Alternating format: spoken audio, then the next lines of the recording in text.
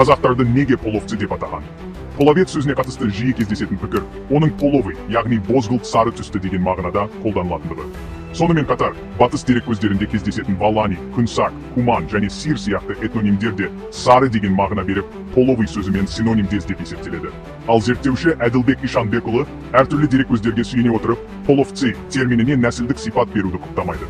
Оның тұжырымынша, половец атауы алтынордалық деген мағынада. Себебі түркі тілдеріндегі күн және сары сөздері тек түс атауы ғана емес. Сонымен қатар алтын, ұлы, бай, билік иесі, аспандық, ыстық, жаз, жарық сияқты асқақ мағыналарды да білдіреді. Сонымен бірге, ежелгі түркілер мен олардың билеушілері өздерін көктен, күн, ай және жерден жаратылған деп сенген. Бұған мысал ретінде, ежелгі Шарукань қаласының атауы мен билеушісі Сары хан келтіріледі. Ишанбекұлының пікірінше, Шарукань атауы Сары хан және Сары ханды білдіреді. Бұл атау өз кезегінде Сары шах, Сары үй немесе Сарай, Алтын орда, Күн ордасы ұғымдарының синонимі болып табылады.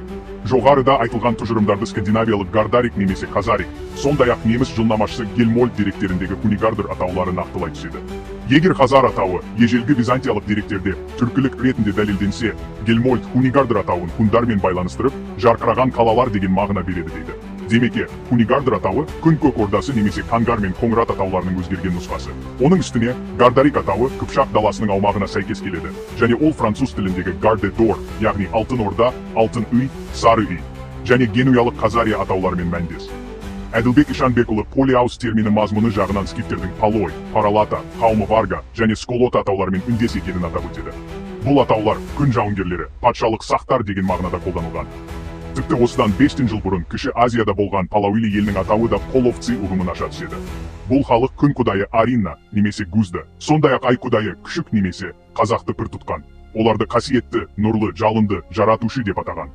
Ал Палауили сөзі ежелгі шумер тілінде жарқыраған шапан немесе алтын сауыт деген мағына берген. Осыған байланысты Әділбек Ишанбекұлы половцы ұғымын грек тіліндегі Хреусполис және латын тіліндегі Полейо Ауреус ұғымдарымен байланыстырады. Ол бұл атаулардың патша сарайы, жарқыраған, алтын қаладан шыққан халық, алтын ордалық деген мағына беретінін, ал полис сөзі қала дегенді білдіретінін алға тартады. Бұл атау Қыпшақ билеушілерінің оба алтын, урыс оба, ауруш оба сияқты мәртебелік атауларымен, және билік, баулық, ұлы ұлыс, хан балық ұғымдарымен тығыз байланысты.